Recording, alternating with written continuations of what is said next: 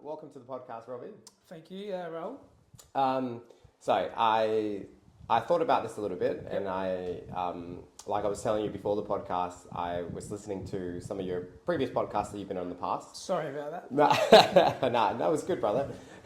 There's lots of places that I like today to go, but I know you, and the way I like to introduce you is you're a competitive dancer, dance teacher, business owner, something like that. Former accountant. Yes. Yeah, I forgot about that. But before all those things, maybe let's just start. Tell me about where you grew up, about your family, and kind of what led you maybe leading up towards dance. What led to dance? That's a long journey. That's right, we got time. Well, growing up, I went to a private school here in Adelaide. Didn't really know what I wanted to do, so like any conservative Italian kid, followed in my father's footsteps, which was accounting. So I got into accounting, did that for a few years, did my chartered accounting, went on a trip with a good friend of mine that you know of, Antonio. We went to America and basically had one conversation with someone there that changed, I guess, my outlook on life. And then when I came back to Adelaide to my job, couldn't do it anymore. Then I started thinking, what do I want to do? I wasn't too sure. So I was lucky enough to get a casual job as a traffic controller. And with a friend of mine was working at that company as a manager, so he employed all of us friends. And my goal was literally just to work for 6 months, travel for 6 months, work for 6 months, travel for 6 months. So I did that. Went to Europe a whole heap of time, blew a whole lot of money. Very rich in experiences, not so much financially, but it doesn't matter. So that was that. And one particular trip, we were in a nightclub in Madrid, and my friends were it was 7 levels. My friends were in the bottom floor, listening to the trance, whatever music that was, where you literally have to be off your head to enjoy. Wasn't for me, so I went for a bit of a wander, went to level 4, and the elevator opened, and it was, I didn't know what it was at the time, but it was bachata. It was a salsa and bachata room, and I saw these people dancing to bachata, and I was like captivated. I was like, well, what the hell is this? How do I do it? Where can I learn? So for the rest of the night, 3 hours, I was just watching people dance, and it just amazed me so much that when I came back home to Adelaide, I had to learn. So that's what got me into dancing. All right, so you mentioned a few things there. Yeah. Let's go back. What was that conversation that you had with that person that changed your life? In all honesty, it was a nothing conversation, but it was something that I got a lot from. So, growing up here, especially in a conservative Italian community, you really have your mind set on societal progression. So go to school, go to uni, buy a house, find a girlfriend, get married, get a job. That's really it. So at the time when I was working as an accountant, and I was in America, and that time when I was in America, I met this guy. It was ground floor of the casino, ground floor of the Cosmopolitan Casino. It was 9 a.m. in the morning. So I don't know if you've been to Las Vegas, but if you go to the casinos at 9 a.m., it could be 11 p.m. You don't know. That's how they do it. You wouldn't know. So I was waking up, and I went downstairs. I wanted to get a coffee. No coffee shops were open, but bars were open. So I had to get a coffee from a bar, which was probably the worst coffee I've ever had in my life, but nevertheless, it was coffee. And I saw a guy there. He would have been mid-50s or something, in a suit, drinking at 9 a.m, like scotch, watching NFL highlights. And I was just interested, because this guy looked so casual and so calm, and it was just intriguing for me. So I wanted to strike up a conversation, but at the time I was 23, 24, I was a bit nervous. So he was just watching the TV, and I was sitting next to him at the bar, and I looked over him and I said, "Hey man, how are you?" And he just goes, "Hey sir." And I'm like, okay, didn't give me anything back. So I'm like, okay, well, what's his deal? Usually he's like, hey, how are you? How are you? You introduce yourself. Didn't happen. So I said, oh, my name's Robbie. I'm from Australia. He's like, oh, nice. I'm like, okay. This guy is... The less people give you, the more intrigued you are. That's what I found out then. Yeah. And I was victim to that. So I'm thinking, this guy, he's not giving me anything. So I said, oh, you here like with your family or... No, sir. I'm like, oh, okay. Are you here for business? No, I'm not. I'm like, okay. I don't know where this conversation's going. I got the vibe that he didn't really care. But the more he answered, the more intrigued I was. So I said, you know what, I have to, ask him, are you here on a vacation? Something like that, he says. I'm like, okay. Have you got kids? No. Are you married? Never been. So he gave me nothing. Gave you nothing. He gave me nothing. And that was literally the conversation. I walked back confused and a bit offended. But it was more like, this guy here is in his 50s, just on his own, doing what he wants, when he wants, how he wants. Whereas back home, I was fixated on this societal progression. Uni, after school, get a job, get married, whatever. I tell you what, I came back from that trip, went back to my accounting job, and I was like, nah, this is not it. This is not the answer. And from there, it led me to, I don't know, I did so many different things. So that conversation, I have to pay tribute to for being where I am today. Where is that? I don't know, but being here. Now, I know exactly what you mean, but maybe other people listening might not 100%. Do you think that you were maybe already feeling that way about like where you were going? So that's why you got that from that conversation? Or do you think that made you start thinking about that? No, definitely. I think, it's interesting. I think that a lot of people deep inside themselves probably don't even know they're doing something that they don't want to do or aren't happy with something. They probably don't even know because it's masked and blanketed by, I don't know, I've got to pay the bills, I've got to get this job, I've got to do this career, I've got to do this, I've got to do that. And for me, it took that little conversation to open up something that was already there, but I didn't know it was there. Now, how did, I guess, the people closest to you take to maybe you deciding, like, when you come back that you want to step away from, like, accounting, like, and stepping away from, like, the safe job, the safe life?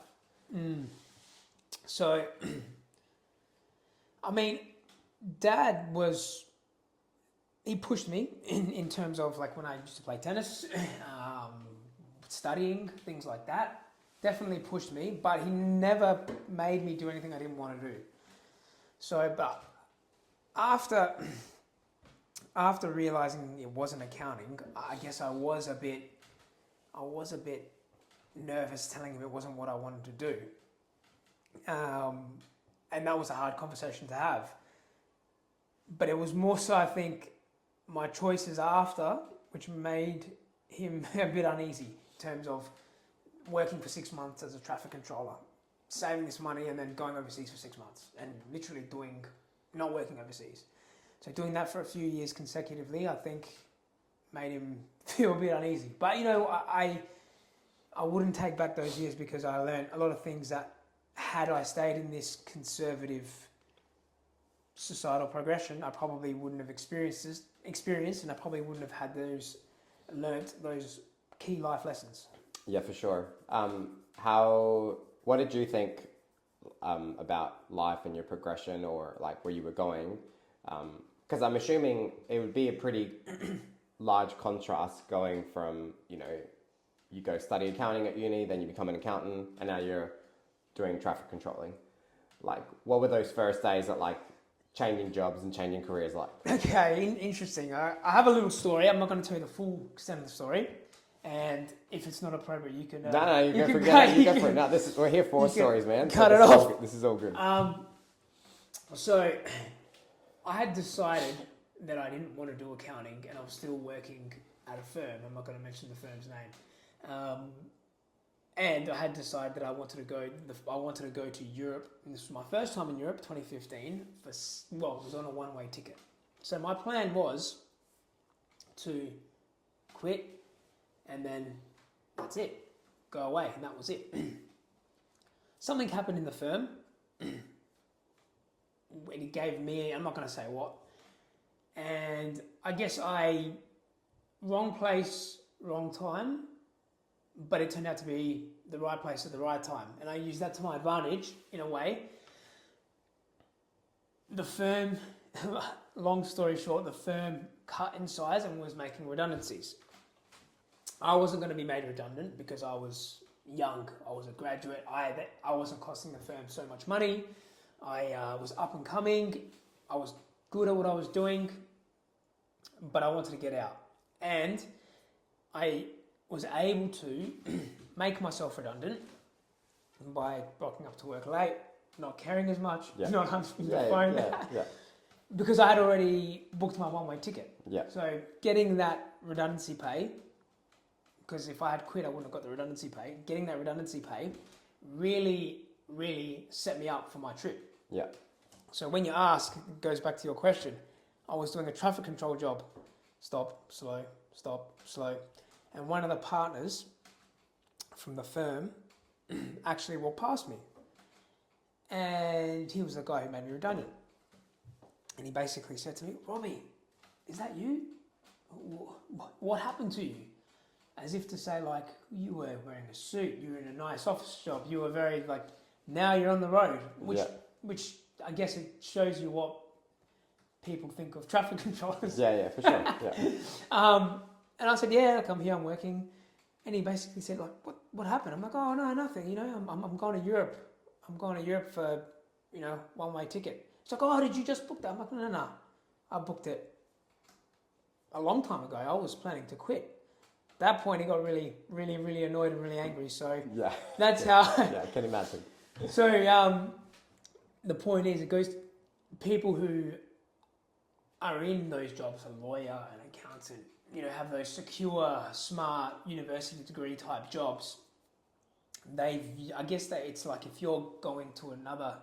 Like if you're going to traffic control, it's almost a step back. You know what I mean?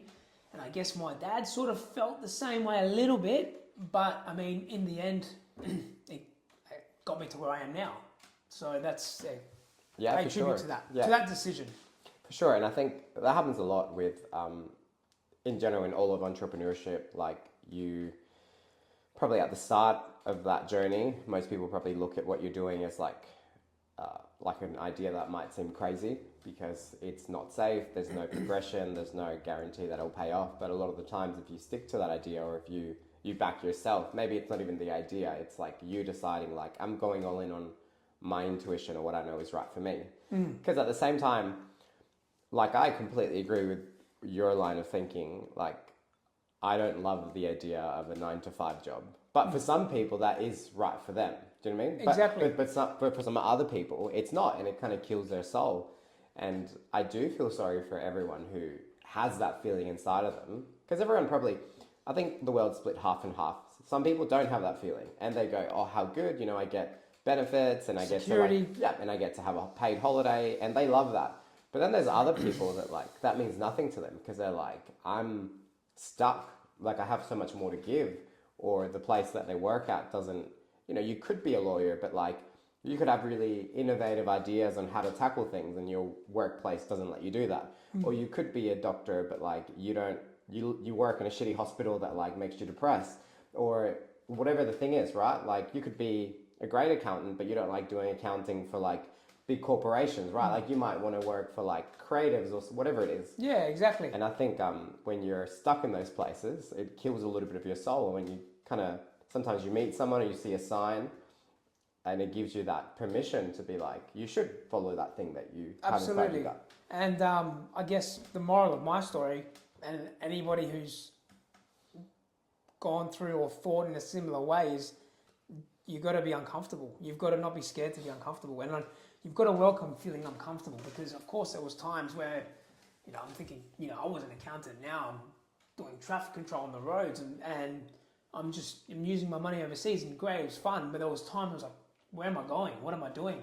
Where there's no clear defined path. So I guess if you're having that feeling of I got more to give, I don't know what to do, you just got to brace yourself and be ready and welcome feeling uncomfortable. Yeah, for sure. Now, dance. Like, so the entire time I've known you, like, dance is a huge part of your life. It's something you're really good at. It's something that I've always been able to tell you're really passionate about. Where did you first start dancing? So you went to that 7th levels Nightclub in Madrid, yeah, that's where I found it. All right, then you come back. What happens there? Come back, and I was. If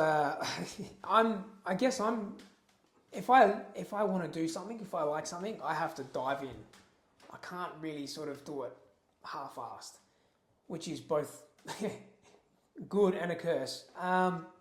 So me and one of my best friends, Lee, as you know Lee, we decided to enroll into Latino Grooves, and since then it started with fun, then it turned into like a passion, then it became an obsession, and now it's like a mixture of passion, obsession, and challenge that you're almost addicted to.